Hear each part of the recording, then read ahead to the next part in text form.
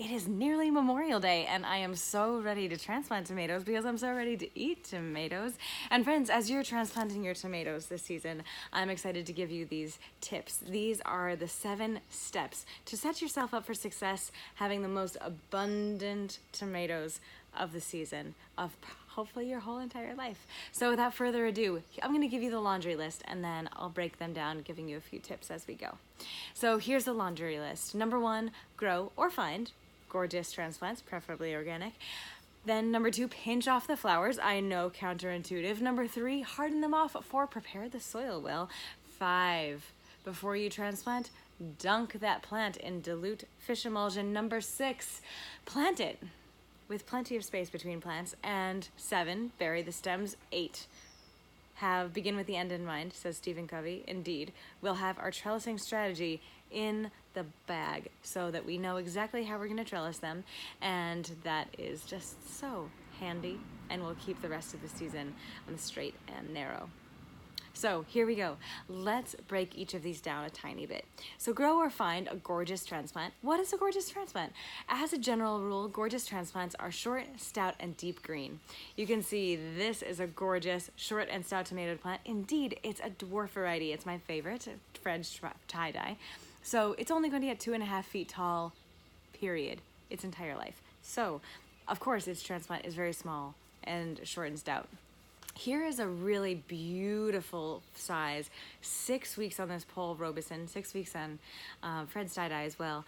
But this is a really nice size. I like that it's not too leggy, lots of leaves, really deep green, but still, nice, short and stout. Here, on the other hand, is another tomato. This is one of our Brandywise. Ooh, and she got a little tall. Yeah.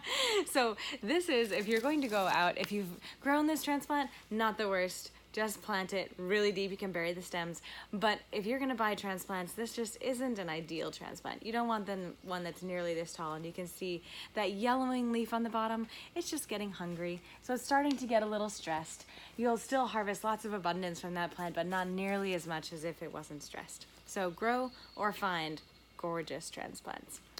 Pinch off the flowers now, and that is hands down the most counterintuitive thing for many gardeners, because you're growing that not as a pretty foliage plant, but as a flowering and fruiting tomato plant. But here's the thing. You don't want them to be flowering right now. Right now, you're about to transplant them. You want them to grow and photosynthesize. You want them to focus on their vegetative lifestyle. I have a vegetative lifestyle. You want them to focus on their vegetative life cycle first and foremost for 2-3 weeks after you transplant them, and then they will transition beautifully into their flowering, fruiting life cycle. So you can see on the top of this Fred's tie-dye, it is just beginning to blossom. Oh my gosh. So here, I'll take off. You can see these tiny, lovely little buds. So I've taken them off. It's now going to focus more on that vegetative rather than fruiting growth. And that will translate into much higher quality and quantity of fruit later. So yes, counterintuitive, but totally pinch off your flowers. And that goes for peppers and eggplants, anything that's flowering as well, including all those beautiful bedding plants like the pansies and the marigolds that you want to see flowering. So you buy the ones that are flowering, but it's counterintuitive and it's actually not the best for you as a gardener. So if you can at all possible, get transplants that are not flowering initially when they're still in their little containers. They'll be healthier when you get them, so that means they'll be healthier for the duration of their lives, which means you'll get that much more abundance. So number 3, harden them off. You want to acclimate them to life in the great outdoors since they've been coddled inside our greenhouse or your cozy house. And so you want them to experience the fluctuations of temperatures. You don't want those tomatoes or peppers, eggplants to be experiencing nights less than 55 degrees. That's just too far away from the equator for them.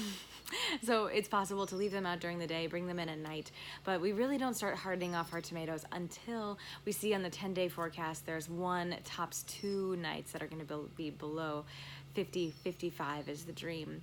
Hardening off is also a process with water. We stop watering them unless they absolutely need it, and finally, I'm quite Polish and I sunburn really easily, and so will your plants that have been grown indoors under lights, and even in this greenhouse. They will totally sunburn if I just took this out in the blazing sun, full day, just like that. So we gradually increase their light giving during the day. If we can possibly begin their hardening off on an overcast day, that is the dream. So harden your transplants off and make sure if the wind blows on them, marvelous, because these tender stems are very sappy, and the more resistance they have with little breeze, the stronger they will get. So yes, prepare them well for the gales coming of the summer storms ahead. So that is hardening off. And now let's talk about preparing the soil. So tomatoes are heavy feeders, and you want them to produce a lot over the duration of the entire season. And so that really is a ton of nutrients. So my two things that I go to, kind of the two-sided coin of fertility on our farm, we put lots of compost down, but we also put our gorgeous granular fertilizer, which is Matthew's special blend of over 100 micronutrients, and it's vegetable, animal, and mineral. There's tons of stuff in here. And this one bag will cover 250 square feet. We also put a quarter cup of this, just a small handful, in the hole of every heavy feeding plant, whether it's an eggplant, a watermelon, tomato. So we don't be shy with it. It's gorgeous stuff. And if we're planting it in containers, like I brought out this gorgeous recycled plastic water bottle, it's a fabric that's porous, so excess water drains, and plants they don't get root bound, they naturally air prune. And so we put a quarter cup of this granular fertilizer in every bit of this soil that we fill it with. And we fill it in like a wheelbarrow, and then we put it in so that it's thoroughly mixed, and every single square inch has gorgeous minerals waiting to be discovered, slow release organic fertility. So that is how we prepare our soil in terms of fertility. If you haven't gotten a soil test, by the way, just do it. That's a whole other subject. We also, let me not jump ahead too fast, but this fabulous fish emulsion will come in very handy in the very near future as well, which is the other half of our fertility coin. So after you've prepared your soil, now you're ready to transplant.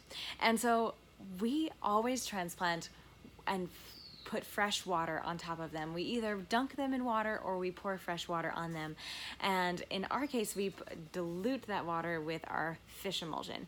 And this fish emulsion also has so many macronutrients and micronutrients, everything set up for this plant to just instantly be off to the races. So that water is helping the soil really hold together. It's also helping all those little root hairs have the energy, have the water they need to just instantly go exploring in the new environment they'll be in. And that addition of nutrients just helps them grow that much faster, that much healthier, that much more abundance in your life. So I have this handy little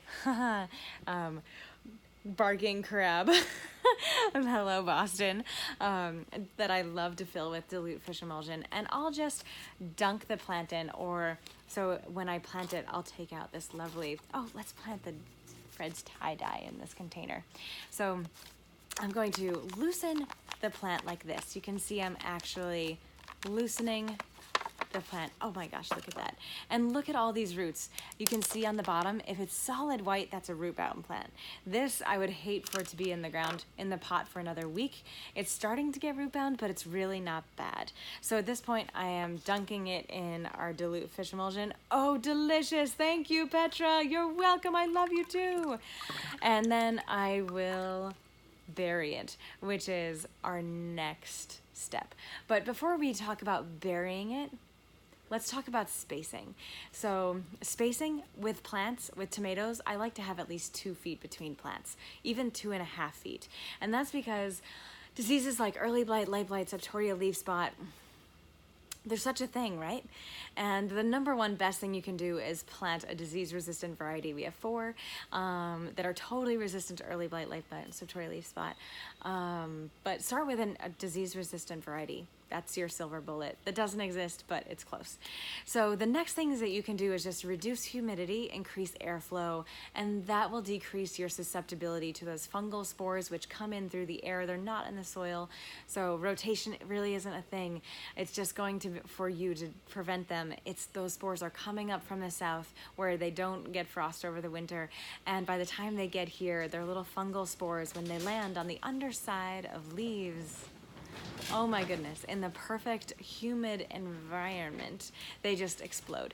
So anything that you can do to increase airflow and decrease humidity in your leaves, in your tomatoes, will just increase your abundance. So 2 feet solid minimum for planting your tomatoes. And when you go to actually plant them, you want to bury the stems. Now the only plants that you do this with are tomatoes and potatoes. Virtually everything else in a classic garden is going to die when you plant them, when you bury their stems. The stems will rot. But with a tomato, miraculously, this tomato, even if I plant it up to here, all of this stem is going to turn into roots. Isn't that amazing? And so although you've turned this beautiful tall plant into this tiny little plant that's here up to my hand, for example, all of a sudden you've quadrupled the root space, the root surface area, and that's extracting that many more nutrients, and it's going to just expand and explode, grow that much faster. So especially if you have, of course, this lovely little dwarf tomato has no issues being leggy, but if I was going to plant this Paul Robeson, this is also a perfect size tomato for a full determinate slicer. But I would plant it easily up to here. And certainly if I was planting this highly leggy but beautiful nonetheless brandy-wise, don't hesitate to plant it right up to here. Now, if you can go that deep easily, awesome. A lot of people, and I highly recommend it, although you have to be careful, will actually plant them horizontally. And then sometimes I like to harden them off if I'm doing that in this way, so that's sideways. So you can see this one, it's already starting to grow upward, the apical bud toward the sun. And this way, we can plant it this way in the soil horizontally. And that way, all of those roots are in the warmest horizon of the soil. If I'm actually planting 2 feet of tomatoes, that's gonna be down in the bottom of the tomato plant, will be down in the very cold, very wet soil, very unconducive to growth. But if I can leave that entire root system in the top few inches of soil and then have that top just pop up gently, can't break, but if it just is popping up, it will certainly go straight, even if it's bent to begin with. So that is a really nice way to turn a really leggy plant into, in fact, just a fantastic root system. So yes, burying that stem is so essential. And begin with the end in mind with your trellising strategy. So if you're using just a classic tomato cage, make sure that I love to just, as soon as I plant that tomato, boom, there's the cage. If you're doing the Florida weave and you have T-posts every 2-3 plants, do that as soon as you can. Sometimes we even do it before we plant, because once they get, 2 weeks from now, we're gonna be wanting to trellis them, and they're gonna want to bend over a little bit, and it's just gonna be harder to get into the beds and actually be pounding posts and putting up trellising. So the sooner you can dial in your trellising strategy and time it, even if you can do it before you transplant. That way, A, you've got your strategy so you can dial in any spacing issues even before you plant, and B, you're just setting yourself for making trellising easy in the future, which is just going to translate into your ease and more abundance in your life. So I'm so excited, friends. Those are a ton of tips that I just gave you. And I'm so excited for you to plant your tomatoes this year with a little more intention. You've got a little more insight. Just keep your eyes wide open and don't be shy. Experiment all the time. I'm constantly learning, constantly sharing what I learn. And friends, I hope to see you here on the farm one day, although hopefully I hope the dahlias will be blossoming and we'll be eating tomatoes rather than looking and salivating at these beautiful green leaves.